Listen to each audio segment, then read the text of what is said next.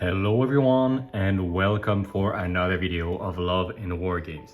In this video we are going to talk about the Honourable Eclipse Company Battlefleet Set, which is going to be really interesting for all the players because they can be played of course as Union because they are Americans, and they can also be played as mercenaries. So we are going to take a look at this box, which is basically the Union half of the Beyond Fortune and Glory Battlefleet set, but don't leave just yet because we're going to use the new format that we are starting now, which means we are of course going to make first the unboxing, showcasing what the miniatures looks like at the end, like on the grapes, etc, etc. But we are also going to make a Tactica in the second half of the video, explaining all the different variants that you can have and how you can play. So we are regrouping our unboxing and our what to build videos into one, and we hope that it's more convenient for all players rather than having to look on two different videos when they want to know if they want to buy it or not. So let us know if you do like this new format. As always, give us a thumbs up, it really helps. And you can also subscribe if you are not subscribed yet, and you can put a comment and it will give you a chance to win either a Union Force or Covenant Force during our next spring/summer contest. And without further ado, let's open the box. Okay, so it should not be a surprise what we get inside. We get, of course, many flight stands, and this we need to count them because, okay, I will tell you something about it in a minute. We have also a lot of SRS token stands because one of the variants you can do for the mass 2s, which are here, is an aircraft carrier, so you can send up to 12 SRS token, which is enough with this. More flight stands, left and right, of course. This is all you need to make them hold. The Union Caryall Sprue, the famous one. This is the one that we know and love, and the thing to note is that this box is basically 5 times the sprue, and that's it. You have 5 Union Caryall sprue for something like, I think it's like 60 euros, so it's a fair price for 5 sprues. Remember, you can get minus 10% on my place if you buy it with this, and you can also choose us in the cart, and it gives us a little percentage back, and you get 5 times this. So what can you do with it? The first thing that you will notice is that with each of these 5 sprue, you can make this little guy, which is a Bogota Caryall rotor, which is basically, if I sum it up, it's an Acron that we knew from the Union. I will zoom a little bit. So it's basically an Acron, but a little bit bigger. I will show it to you right here, the painted version. So there is how it looks painted. You have a few variants. Here I made the version with the little torpedo tubes under. It's magnetized that you can see. Thanks to Yes Miniature, as always, for the painting. Yeah, this is how it looks. So you can see, I really like the design. Like, I already like the Acron, and this is even better. It really does look like the flagship of the RDA in Avatar. It really reminds me of this, like, a lot. And I love it, I love it. You can have different variations. You can have some troop transport, some fuel transport, some mines, etc, etc. So I think that at some point it might get the landing vessel rule. I hope. We'll see how it goes, but yeah, you will be able to do 5 of those. We will talk in the Tactica about how to play them. Just a little spoiler of the Tactica, you can absolutely proxy this little guy as an Acron, because Union player never have enough Acrons, so of course you can proxy them. Little tip, if you proxy some Bogotas as Acrons, because you will have tons of Bogotas and maybe not so many Acrons, do make different paint jobs of both of them. Then the second thing that you can do with this is the Zeppelin. So each sprue can make a Zeppelin. So far, so good. You can build them here. As you can see, there is a few different heads that you get there. This is the head of the Steward. This is the head of the Ticonderoga, etc, etc, the Republic, Constellation. Okay, very well. So you have the nose. You can build the body around, and that's it. Lots of nice little sprue. You can have the hydrophone relay right there. Yeah, you see it better if I put it like this. So yeah, you have a lot of stuff. But then the question that you might have is, well, first of all, how do these mass 2 look? For now, I only built 3 Ticonderogas, which used to be super bad, like the worst. Now they got better. They're still not amazing, but they are much better, and I just love this idea of this little ship. First of all, it has some troop transport here, so it can drop some Minutemen. It has some better boarding, really cool. And plus it just launches a rain of missiles, large missiles here, heavy rocket batteries and small rocket batteries. So Just the concept of the ship is amazingly cool, and that's why I have 3 of those, but it also means that I cannot show you anything more than those. So you have tons of variations. We can talk about it more about each variant in the Tactica, but now you're like, wait a second, there is a flagship there. How does it happen? Well, the thing is, you have 5 sprues, and you will have the option of using 2 of these sprues together to make this little thing. Well, little, not so little. As you can see, as you can get, it's 2 Zeppelins linked here in the middle with the little hydrophone relay that it gains. It also gains some rocket batteries there. And that's it. You just fuse them together and you get a flagship. The flagships used to be the worst aerials of the Union. Now they got an update. They are quite good, all of them. This is the Custodian variant, so the one with the Sentinel generator in the front. And yeah, just really like them.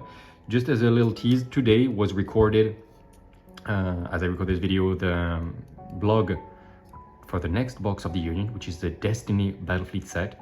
And the Destiny is almost the same box, except there is an even bigger version. So in the Destiny box, which will be much more expensive, you will get 8 sprues. And the Destiny flagship is 2 times this, like this, and linked together with a platform in the center. So you're gonna use 4 grapes to make the Destiny. It's gonna be absolutely insane, but glorious. But enough talking about the Destiny, just know that it's a very modulable kit, which is great. And if you use the kit as it should be, so 1 flagship and 3 mass 2s, you will use all the sprues, and that is going to be fine. However, if you feel that you have enough of the flagships and stuff, you do have, and this is an option, you do have 4 bases. So you can make 4 different bases, like 4 different mass 2s, and then you will just need to find another mass 2 base somewhere to make the 5th one. So there is an option. You do have 10,000 mass 1, 10,000 mass 1s bases. So you can, if your friends are fine with this, proxy, like make one of those mass 2s on a mass 1 base, and it can work. Or you can use a mass 3 base as well, instead of a mass 2 base. That can work as well. If you want to be fair with your friends, maybe use a mass 3 base. That's what I would recommend, because it makes you a little bit more vulnerable and easier to see. But anyway, you are aerial, so you fly above everything. Like, it doesn't change much, like at all, the size of your base. But do note that you have way enough here to have an option for the 5th mass 2 that you might want to build. Okay, that is it for the unboxing, but it's not the end of the video, because we are right now going to switch on the Tactica. And as I said, the Union flyers used to be terrible. They are now much better, so they're really worth having a look in detail at each of their datasheets, how you can play each of them, and also how you can expand beyond those if you want to expand more ships to add to your Honourable Eclipse company. And little teasers, there's not only Unions that will be recommended. Let's have a look. We have seen the sprues. Now let's talk about what you can build them, and really looking at the data sheets and what options you have. So we've seen the physical part of the miniatures, like which ones look good, etc. Let's talk now about which ones are useful, which one you should build, depending on the playstyle that you like. As always, I repeat it, if you like this new format of having the unboxing and the tactical reviews in a single video, let us know, because it's we want your opinion. If you prefer to have a specific unboxing video very early and then a specific what to build video later on, let us know as well. So okay, thing to note is that we are in 3.06 version of the Union Orbit, so it might change, especially since we know that there is the Destiny class that is coming for the Union Aerial, and so there might be a little update later on.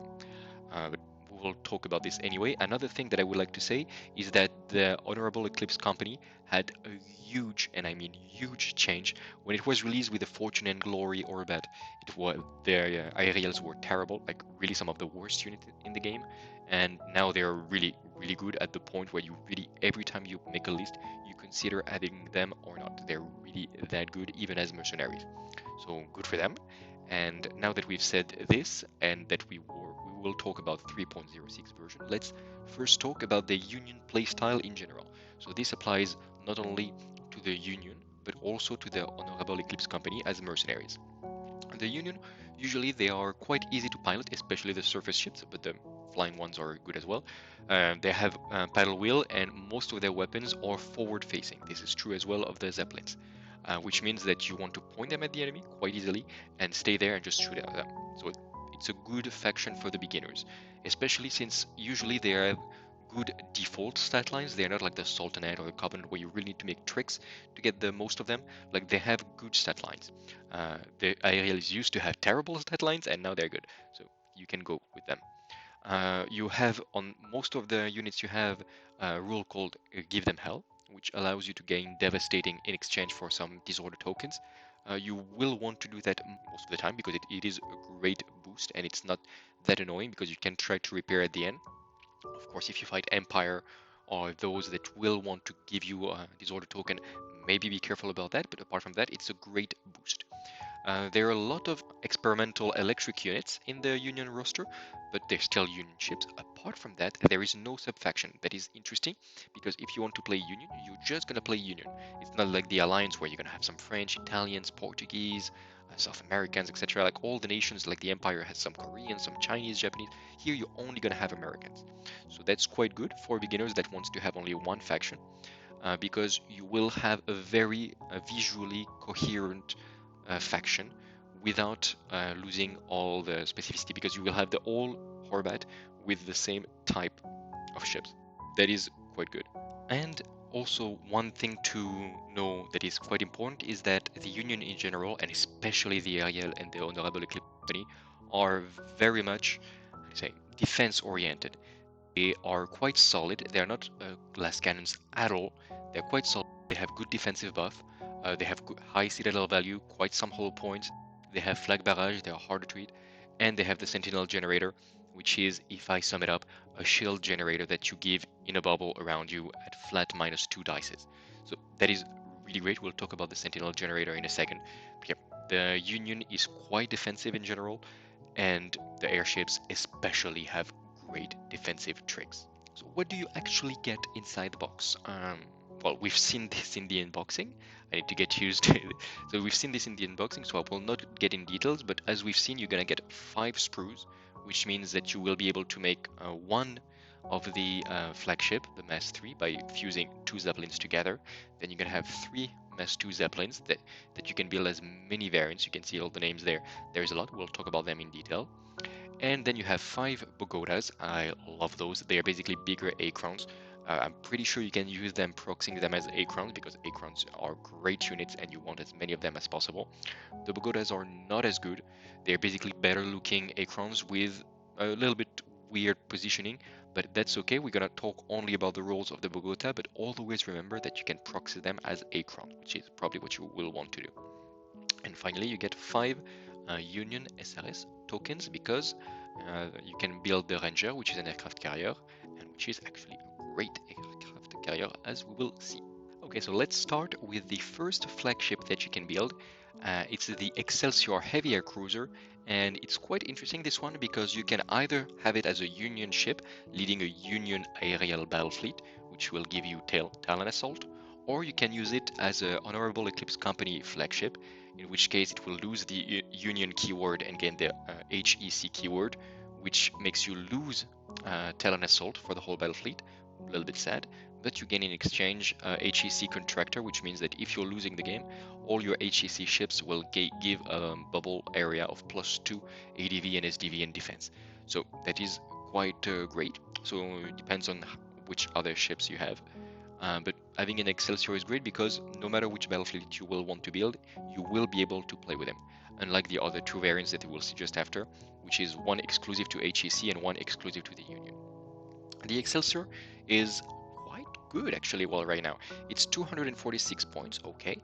Armor 7, Citadel 14 is not crazy for a flagship, but for an aerial, it's quite good actually.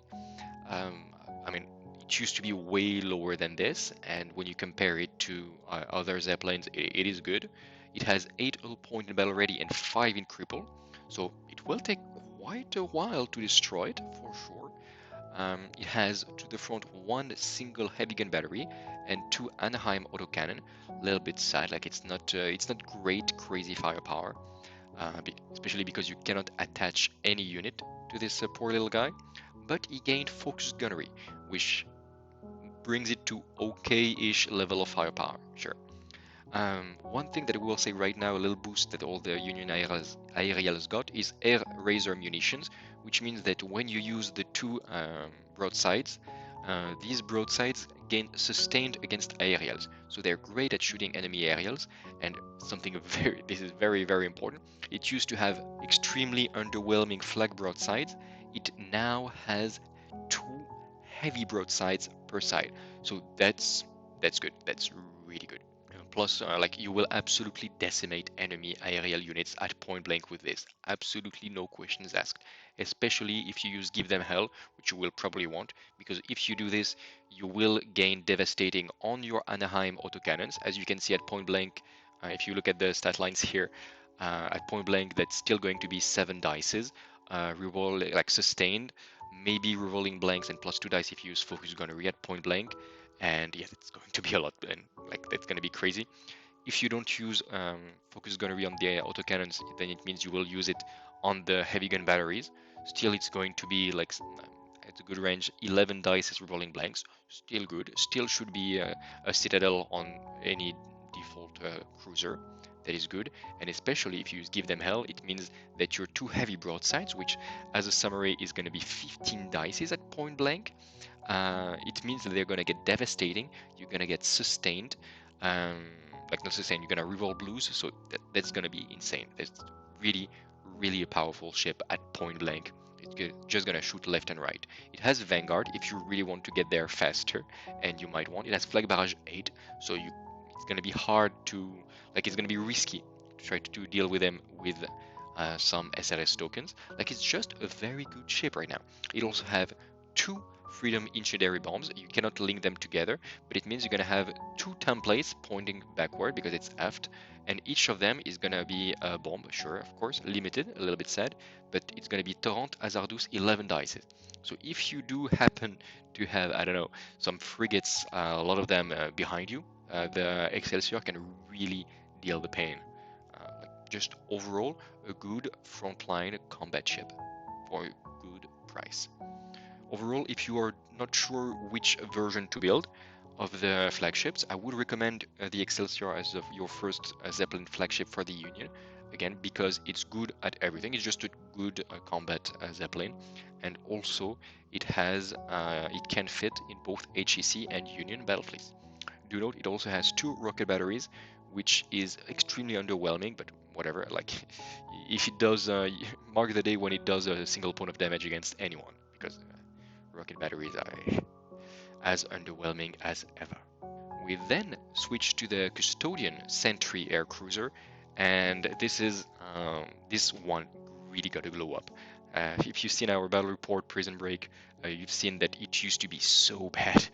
It used to be really, really bad for the point cost. Now it's tougher. It has these heavy broadside again, very good. It gained Maritime Patrol, which is good for multiple reasons now, especially with the deep dive. It is quite good to have Maritime Patrol, and especially it has a special weapon, which is the Sentinel Generator. Before you needed to use a Valor effect to be able to shoot it as a heat lance to the front, which was terrible. Like of course it got cancelled. Like it was very bad.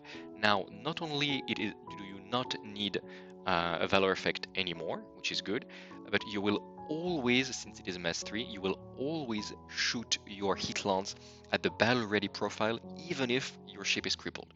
So that is very good. That is very good. That is huge difference for this little guy. And now, if you play HEC, I highly recommend having at least 1 Custodian, because having a hit lance that can work all the time at battle ready is going to threaten your opponents, especially again with heavy broadsides, twin. Like it is going to be good. Plus, now you really want to bring it to the center of the table for all the firepower, and then you will be able to use your Minutemen Assault Bay a little bit better. Do note that it is maybe the ship that does not want to use Give Them Hell, because it wants to stay alive long to give its Sentinel generators around, and the heat lance already has Devastating. So no need there, it's only for the heavy broadsides. If you have an enemy aerial ship at point blank and you really want to secure the kill, maybe use it, yes, but otherwise you don't need to give them hell, which means that you should have a little bit less disorder tokens. Do note as well that it has flag barrage 10, insane, very good, very good, and for a price of 236 points, it's a good flagship. It used to be absolutely terrible, now it is a good defensive flagship that has some bite back, and now it's tougher as well. And finally, we go to the Venture Assault Aircruiser, and this little guy is interesting because it has quite a glow up. It went to Fray 11, and with a Minuteman Assault Bay, meaning that you gain sustained and you can ignore counterboarding and you can make the assaults further, it does feel like this ship is meant to be boarding other enemy aerials. Flag barrage 8, okay, heavy broadside left and right. It has two dual magnetic Gatling guns, which is good. At point blank, it's gonna be 11 dice sustained magnetic. Okay. It has one aerial torpedo salvo, not great. And apart from that, it is 240 points and it pays the landing vessel tax. Yes, landing vessel tax is real. We don't know yet how important it is going to be to have landing vessels. It does not have any vanguard or anything that allows it to go very fast on the islands it wants to capture. But at mass 3, it means it's going to drop 3 tokens on any islands, and that is quite good. It is tough enough and fast enough that it will be able to go to the center of the table quite fast, probably turn 2. And good luck to your opponent to manage to sink it before it drops its troop, because it also has armor 7, citadel 14, and 13 hull points in total. Good ship, I quite like it. Again, like all the Mass 3 flagships, a little bit underwhelming with the forward-facing weaponries, but it still has 2 heavy broadsides. So even if the Gatlings and the aerial torpedoes are not crazy, and of course the useless 2 rocket batteries, it still has 2 heavy broadsides on each side, which means that your enemy cannot ignore it, otherwise he will feel the pain when this little guy is at point blank. Do note that the Venture can only be taken in Union battle fleets. Okay, now we talk about the Mass 2s that you can build, and there are quite a few variants. We will say this once, but they're still armor 6, but they went from ridiculous citadels to citadel 14. Citadel 14 is quite high.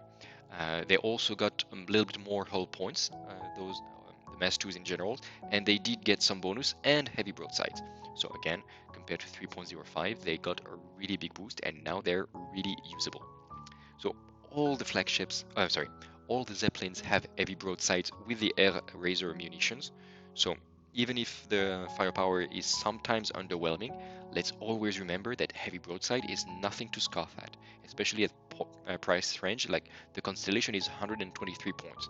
Having a fast, toughish ship with heavy broadside at this point is always going to be good. But the Constellation has more. It does more because it can be taken by HEC and Union. It has Flag Barrage 5. Well, it has the Freedom Incendiary Bomb. We've seen that its torrent at 11 dice is always good, even if it's aft. It has 2 Anaheim autocannon and heavy gun battery with focused gunnery. So it really reminds us of the Excelsior Aircruiser that we've seen, the flagship. It is basically the same for cheaper, well cheaper, a little bit less tough of course, but it also has Vanguard. And yeah, it is good. It has less incendiary bombs, fine. It doesn't have the rockets, haha, nobody cares. But apart from this, it is a more glass cannon oriented version of the Excelsior. But to be honest, I would almost always, and yeah, basically always prefer to have 2 Constellations than a single Excelsior, because you're gonna have 2 heavy gun batteries, 4 autocannons, and this combos really well with the focused gunnery. With the 2 ships combined, you still have your 2 Freedom bombs and your 2 heavy broadsides. You have more hull points in total, and you give less targets to your opponent. Yes, you lose technically 1 point of armor because your ship's gonna be armor 6 and not armor 7. But overall, I really much prefer to have 2 Constellation than an Excelsior. Plus, you have more flag barrage, you have more everything, and a lot more firepower. So if you don't know what to build, 2 Constellations is great. Do note that you can build all the Mass 2s, 4 ships in a single squadron, which is insane, because 4 constellations, it's going to be 4 heavy gun batteries with focus gunnery. You can imagine, yeah, like you know how tough it is, but especially you're going to have 8 Anaheim autocannons at point blank, and nobody lost with that. Nobody lost at all.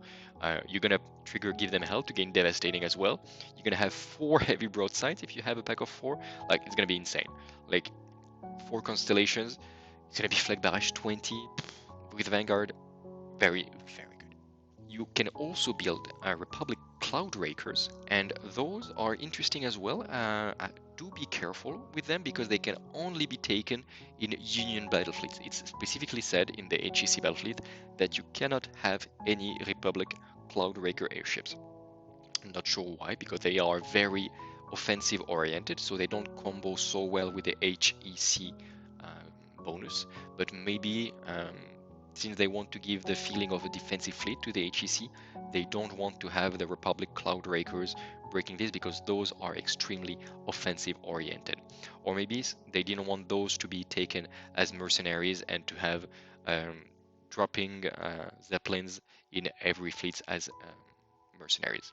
Because yes, the whole concept of the Republic Cloudrakers is that they have strategic withdrawal and unexpected arrival. They have all their little things like, you know, dash, like whatever.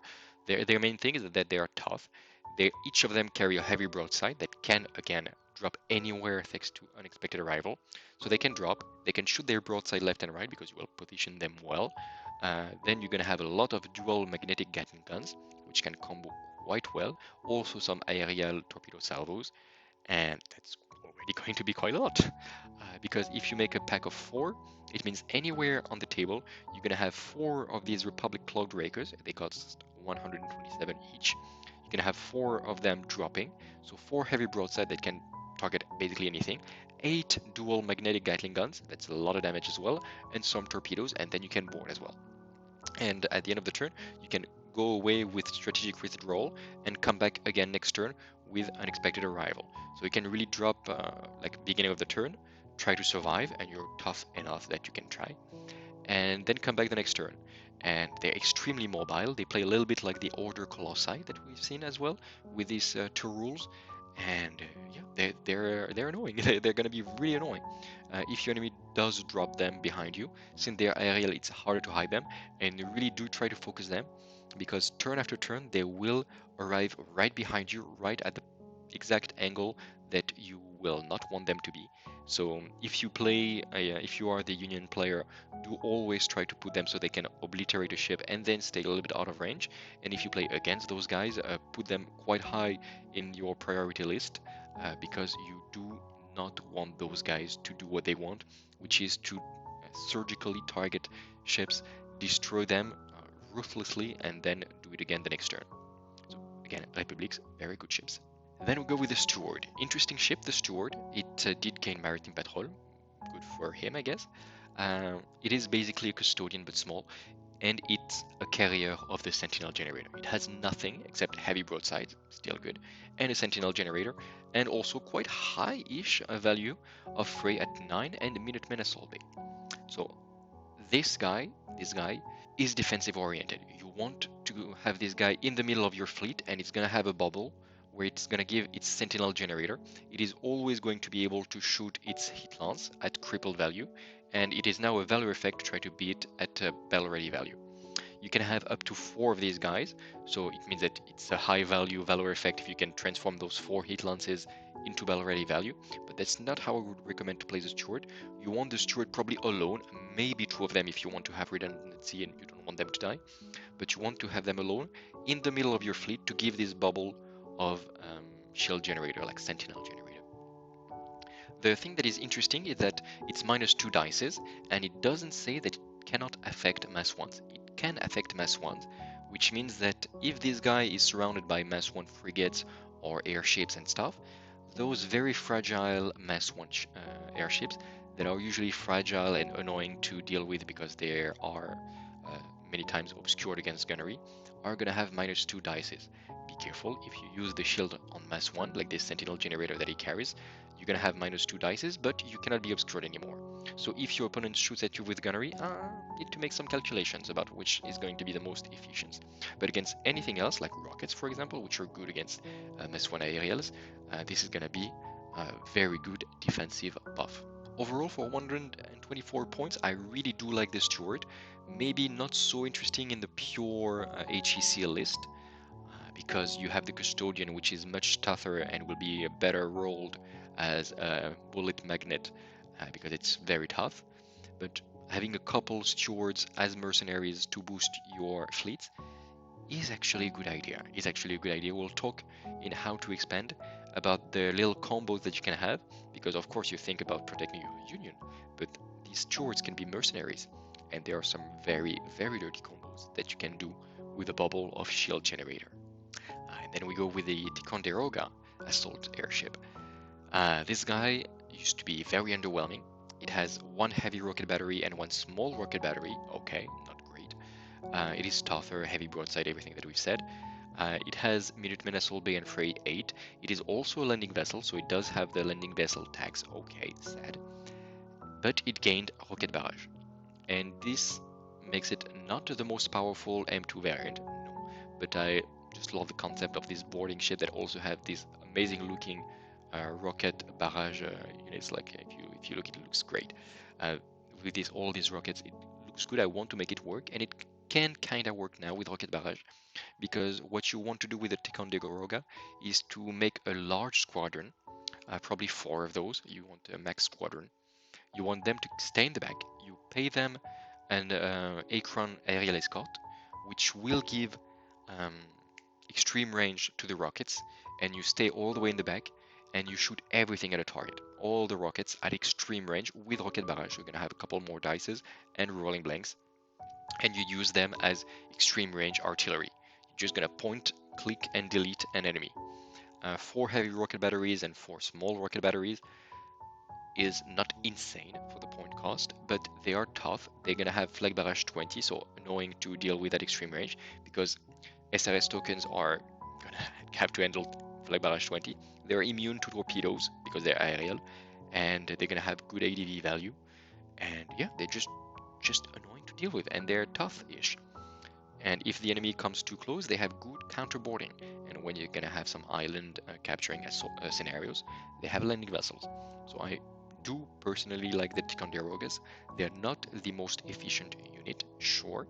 It's not as crazy as 4 Republic airships just teleporting around, but they look great. The fluff is fun, and if you build them, absolutely give them an Acron and use them as aerial artillery ships. The last airships that we're going to see, the last Mass 2 ship, is the Ranger. It used to be 100 points, which for a very, very fragile ship, which was fine because it was a very cheap way to get some SRS token. And but now it is more expensive at 115, but it gained 2 hull points in cripple, which means it has 4/4 hull points already in cripple, which makes it an amazing aircraft carrier, first of all, because usually you are 3/5, so it will take more effort to your opponent to sink him. It is immune to something that airships and their aircraft carriers usually hate, which is torpedoes. You don't have to hide them. It's going to be hard to hide them anyway, but it means that if your enemy has, I don't know, a lot of tridents, for example, and he wants to snipe your aircraft carrier with extreme range torpedoes that see over the islands, well, good luck. These Rangers are absolutely immune to this. Not against aerial torpedoes, but against normal torpedoes, he is immune. He also has flag barrage 6, which means that if you have 4 Rangers, let's say you're crazy, 4 Rangers is going to be flag barrage 24. Good luck handling that with SRS. They are for sure going to win SRS battle against other aircraft carriers. And the little annoying thing is that they are very hard to hide because they are aerials, but you're immune to torpedoes and you're very protected against SRS. So I'm not sure how you will handle them if you don't have the right tools. Of course, if you have railguns, you're gonna have lots of fun. If you have electro cannons from your union, for example, again, it's just gonna snipe them down, and rocket barrage are still going to handle them well. But being immune to torpedoes and having flag barrage 6 means they are amazing aircraft carriers. Do note as well, do not forget that if the enemy gets too close, and you have 4 of those, they are not teethless, because they have each of them heavy broadside with give them hell, which means that if the enemy gets too close, you activate, you send your SRS. It's still going to be 16 SRS for Rangers. Great. And the enemy gets too close, you activate your 4 heavy broadsides, which is going to be 25 dices. So of course fusillade, so you reroll all the blues, and devastating, because of course you're going to have give them hell.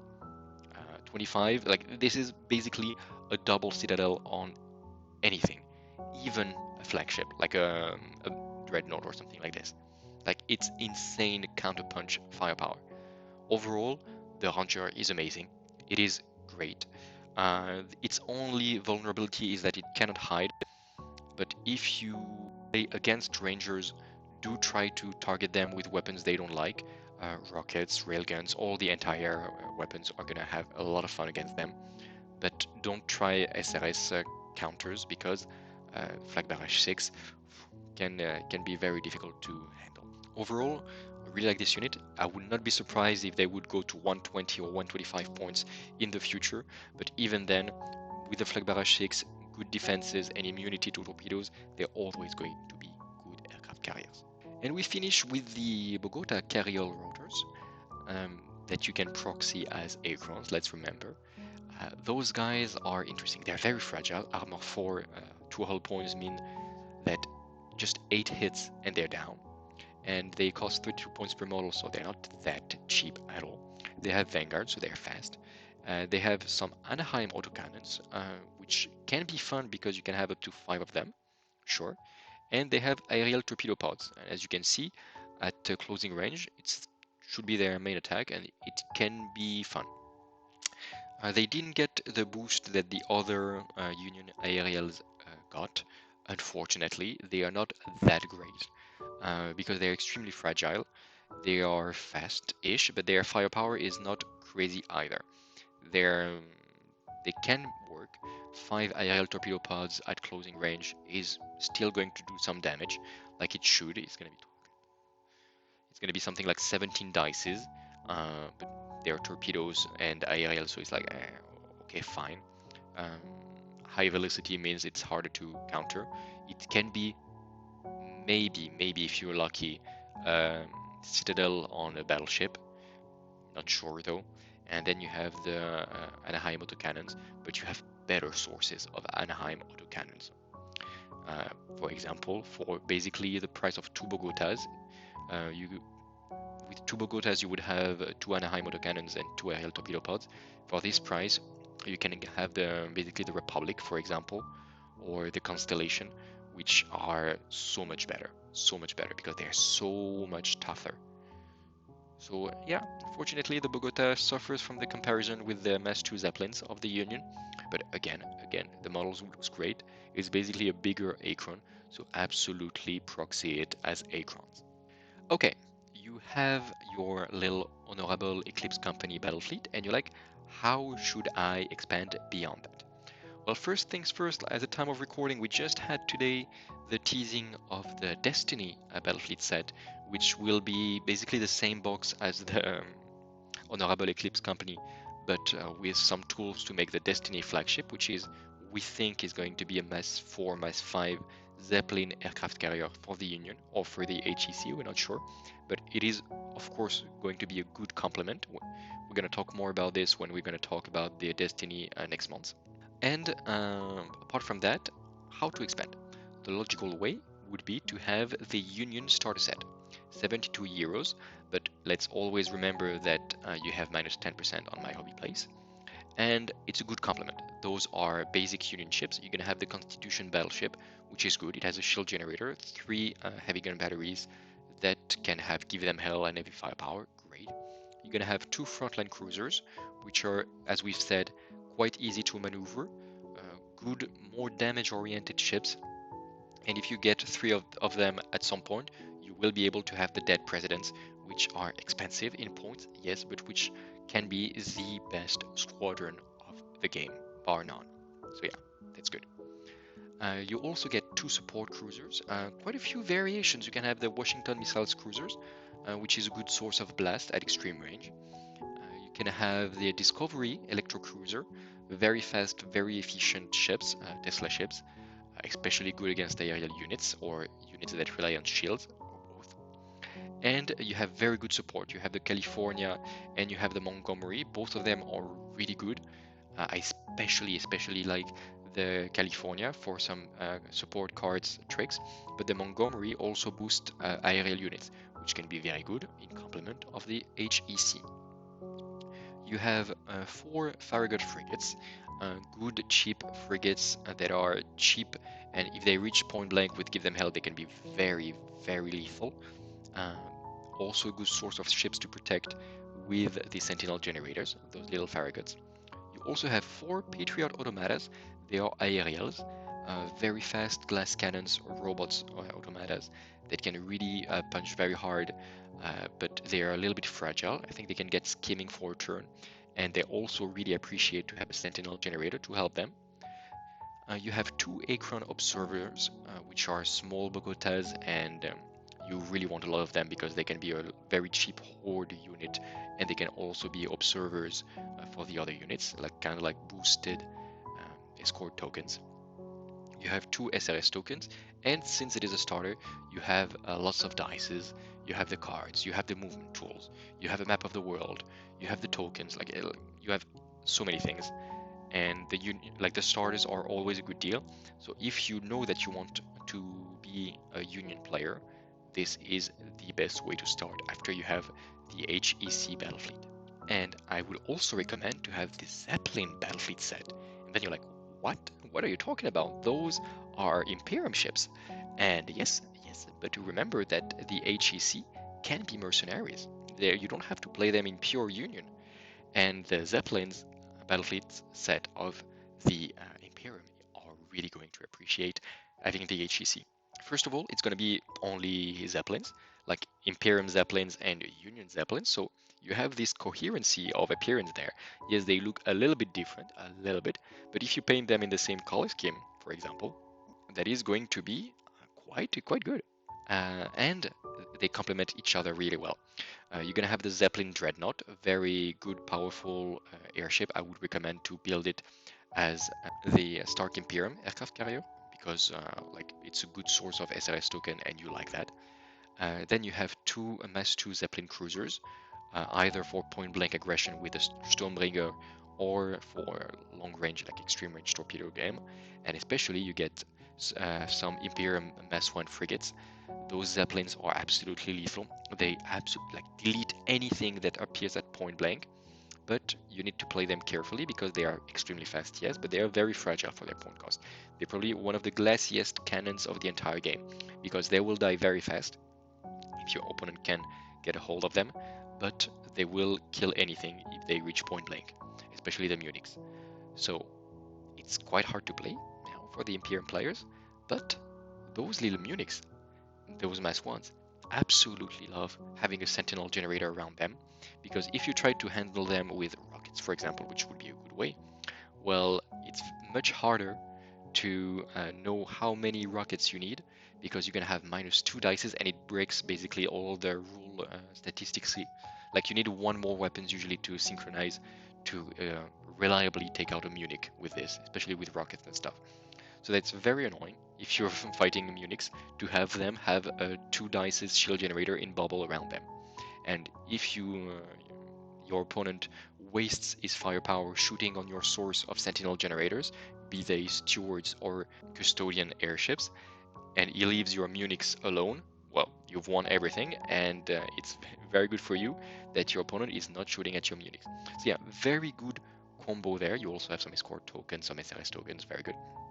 And the Imperium Zeppelins, which are more glass cannons, really appreciate to have other Union defensive-oriented Zeppelins to kind of be the first wave, to absorb the enemy firepower, and to be sources of Sentinel generators. And finally, we're kind of going on the same theme with the Covenant starter set. I will not go too much in details into what you get. You have 2 support cruisers, which are amazing for the Covenant. All of them are great. Some advanced cruisers, quite tricky to know what to build, but you can have the very efficient whale sending advanced cruisers, very good. You have the Covenant control ship, the Descartes, Again, it plays like an aircraft carrier if I sum it up, except you send some whales token. It's a little bit different, but basically it's an aircraft carrier with shorter range if I sum it up very easily. You have some deep striking assault machines of the Covenant. They're quite weak right now, but there's going to be a new orbit for the Covenant soon. So we'll have to see how they get boosted. You have 6 Covenant submarines, especially the Diogen can be great, but the Praxilla, the ramming ones, we are expecting a big boost for them. So again, very good ships, and all of the Covenant is very glass cannon oriented. They have a lot of tricks to try to repair or intercept enemy shots, etc.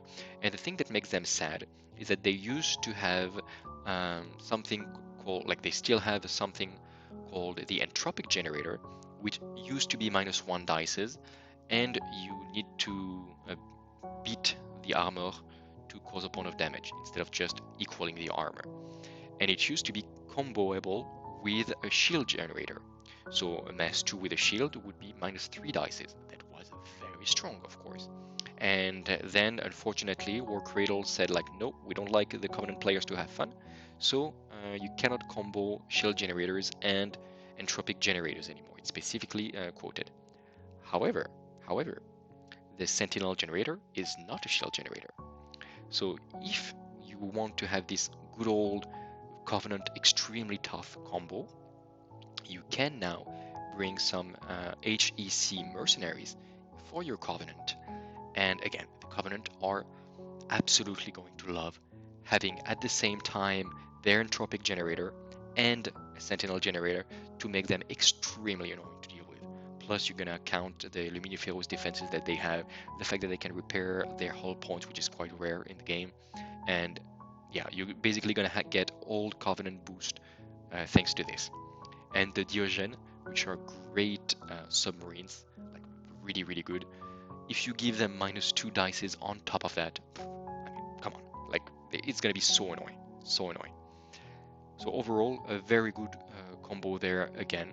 And I'm not gonna do all the factions, of course, but you understood. If your faction is a glass cannon, they're really going to enjoy having little extra defenses through the HEC.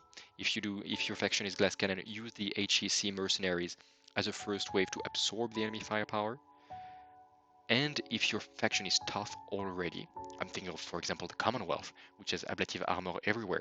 If you combine the Commonwealth very tough and point efficient ships with a source of -2 dices in bubble thanks to the Sentinel generators, that's going to be a great combo. Ablative armor plus Sentinel generator is a great combo for the Commonwealth. So basically, they're great mercenaries all around. If your glass cannons, they make for a good, I would say, like ablative wounds, and like you send them first, and they are a good source of defense for you. And if you play a tough fleet, like Crown, like all these Commonwealth, all these fleets, the HEC are going to double up on this toughness, and you're going to be so annoying to deal with. And a little bonus section, because at the time of the editing, actually, of this video, the Destiny Sky Fortress, which I talked about at the How to Expand one, has been announced, and we know what is going to be inside. I have to assume that it's going to be the largest priced box set, because you're going to get 8 sprues for the Aircraft of the Union, that is huge, and some resin bits to make the Destiny Sky Fortress. I suppose it's going to be a Mass 5. I just wanted to add this because if I talk about the HEC, I have to talk about the Destiny, because this is the perfect way to expand. Because you're going to have your HEC, whichever, like we've been talking about it for almost an hour now, so you know what is the deal with this, but this is the way to expand. I'm not going to re-record everything. We'll talk about it more when we're going to talk, make the unboxing and everything of the Destiny, because I hope I will get it. And for sure, like this is going to be the way you want to expand to the HEC. And actually, I will even say, if you don't care about mercenaries, if you don't care about being the HEC and going with the Covenant, with the Commonwealth, etc., as we've been talking, if you want to play Union, the Destiny Battlefleet set might be an even better solution. Maybe I put like, yeah, depending on the price, of course, but it might be an even better solution for you to get the Union aerials. Because yes, you will not be able to play the Destiny as HEC, true, but you will have a ton of content, these amazing flagship that will be the centerpiece of your fleet, and you get a little bit more of everything. You get the Destiny itself, 4 additional Union airships, 8 Bogota Caryall, so you will have tons of them. You remember what we said about having a lot of Bogotas, and then you can proxy them as Aircron. This is absolutely what you're going to do with so many of these ships. And 10,000 Union SRS tokens. We have a new painter for the channel that is Karoon, French painter, amazing.